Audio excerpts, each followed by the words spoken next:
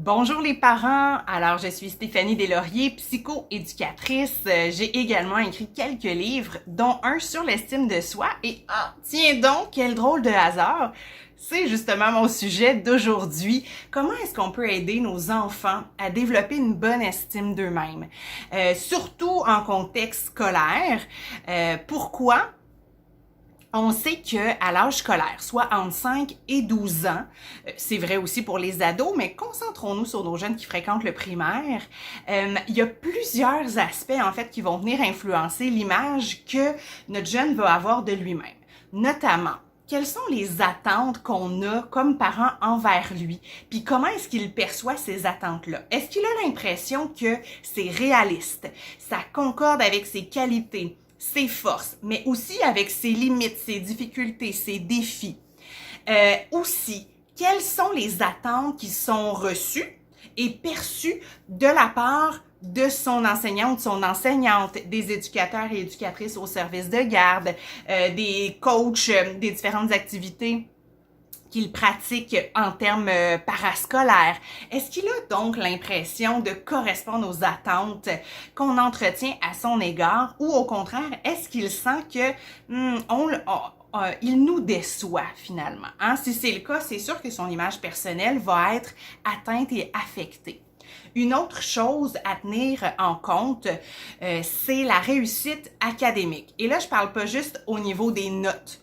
Hein, au niveau des apprentissages théoriques, je parle également de la réussite éducative, c'est-à-dire ce qui implique aussi l'aspect comportemental. Est-ce que l'enfant a l'impression qu'on est toujours sur son cas, qu'il fait jamais rien de correct, qu'on l'interpelle souvent, que ce soit à la maison ou en classe, qu'on lui dit qu'il dérange, qu'il écoute pas, qu'il est pas concentré, qu'on lui demande de refaire des tâches à plusieurs reprises parce qu'on trouve qu'il les fait pas bien. Alors, si c'est le cas, ben ça aussi, ça peut affecter son estime personnelle.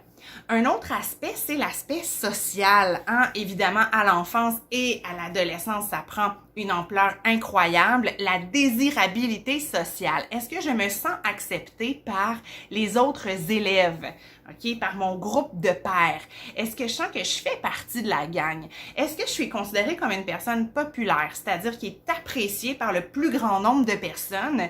Ou au contraire, est-ce que je suis plus rejetée, mis à l'écart? Je me sens pas très désirée dans les activités de groupe, que ce soit dans les activités la fin de semaine ou dans les activités d'équipe en classe ou sur la cour d'école.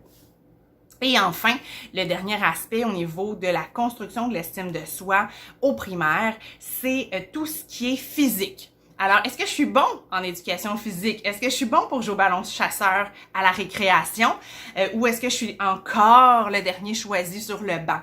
Et quand on parle de physique, on parle aussi de l'apparence physique. Est-ce que l'enfant est satisfait de ce dont il a l'air?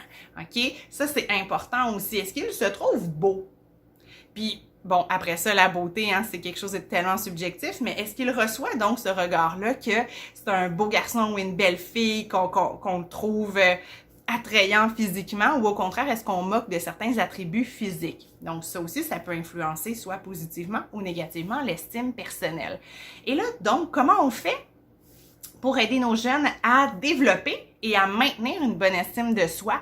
Ben, d'abord et avant tout, en ayant des attentes réalistes face à eux. Est-ce qu'on les connaît bien, nos jeunes? Est-ce qu'on est capable de prendre en considération leurs forces, mais également leurs défis quand on leur propose une activité?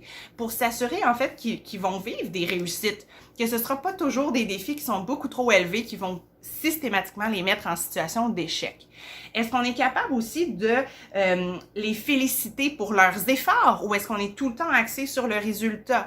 Est-ce qu'on s'intéresse à leurs activités? Même si nous, Minecraft, etc., ça nous intéresse très peu comme adultes, mais est-ce qu'on est capable de s'asseoir, de les regarder, nous expliquer certaines choses, de nous montrer des vidéos à propos de leurs intérêts personnels? Ça, c'est très, très, très important.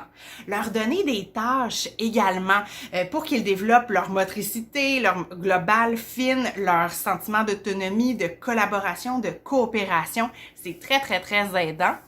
Et enfin, avoir une relation d'ouverture, bienveillante, empathique avec nos enfants, où on a le droit de discuter des émotions, qu'elles soient agréables ou désagréables à vivre, ça aide.